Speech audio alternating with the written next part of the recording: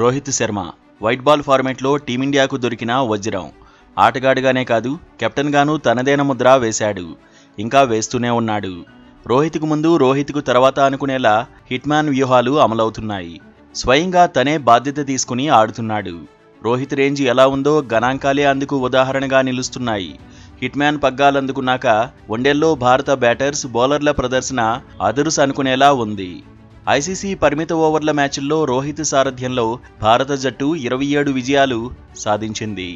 అందులో 3 మ్యాచ్ల్లోనే ఓడింది. 3 టోర్నీలు, కనీసం 15 మ్యాచ్లాడిన కెప్టెన్ల లిస్టు తీస్తే అందులో హిట్మ్యాన్ విన్-లాస్ రేషియోనే బెస్ట్గా ఉంది. ఐసీసీ పరిమిత ఓవర్ల మ్యాచ్ల్లో ధోని 41 విజయాలు, పాంటింగ్ 40 విజయాల తర్వాత మూడో స్థానం రోహిత్దే. 5 లేదా అంతకంటే ఎక్కువ జట్లు పాల్గొన్న వన్డే టోర్నీల్లో హిట్మ్యాన్కు అదిరిపోయే రికార్డుంది. 24 మ్యాచ్ల్లో రోహిత్ సేన గెలిస్తే జస్ట్ 2 మ్యాచ్ల్లోనే ఓడిపోయింది. మల్టీ టీమ్ వన్డే టోర్నీల్లో కెప్టెన్గా రోహిత్ 3 టైటిల్స్ అందుకున్నాడు. ఛాంపియన్స్ ట్రోఫీతో పాటు 2018, 2023 ఆసియా కప్ హిట్మ్యాన్ ఖాతాలో ఉన్నాయి. వన్డేల్లో విన్-లాస్ రేషియో పరంగా చూస్తే రోహిత్ సెకండ్ బెస్ట్గా ఉన్నాడు. హిట్మ్యాన్ కెప్టెన్ అయ్యాక పిచ్ పరిస్థితులను అనుకూలంగా మలుచుకుని భారత బౌలర్లు చెలరేగిపోతున్నారు. హిట్మ్యాన్ కెప్టెన్సీలో భారత బౌలర్ల యావరేజ్ 23.14, 30 బంతులకు 1 వికెట్ సొంతమైంది. 26 ఇన్నింగ్స్ల్లో 14 సార్లు ప్రత్యర్థులు ఆలౌట్ అయ్యారు. 300కు పైగా స్కోర్ను ఒకేసారి భారత బౌలర్లు ఇచ్చారు. టీమిండియా బౌలర్లు మెరుగైన ప్రదర్శన చేయడంతో బ్యాటర్స్ భారీ స్కోర్లు ఛేదించాల్సిన అవసరము రాలేదు. రోహిత్ కెప్టెన్ అయ్యాక భారత బ్యాటర్స్ యావరేజ్ 46.92, బౌలింగ్ యావరేజ్కు ఇది రెట్టింపు. Batting strike rate 94.46. Rohit captain అయ్యాక బ్యాటింగ్లో దూకుడు పెరిగింది. ఫీల్డ్ రిస్ట్రిక్షన్స్ను హిట్మ్యాన్ అడ్వాంటేజ్గా మలుచుకుంటున్నాడు. తొలి 10 ఓవర్లలో బ్యాట్తో విధ్వంసమే సృష్టిస్తున్నాడు.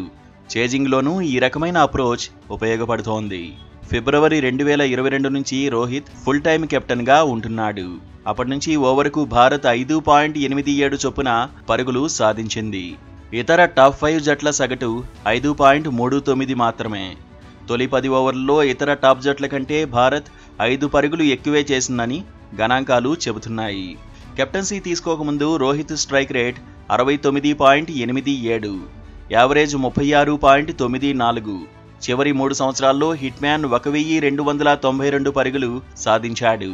Average 61.52, strike rate 119.62. యావరేజ్ తగ్గిన, స్ట్రైక్ రేట్ పెరిగింది.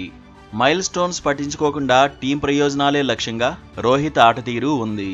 రోహిత్ కెప్టెన్సీలో భారత టాప్ 5 బ్యాటర్స్ నిలకడగా ఆడుతున్నారు.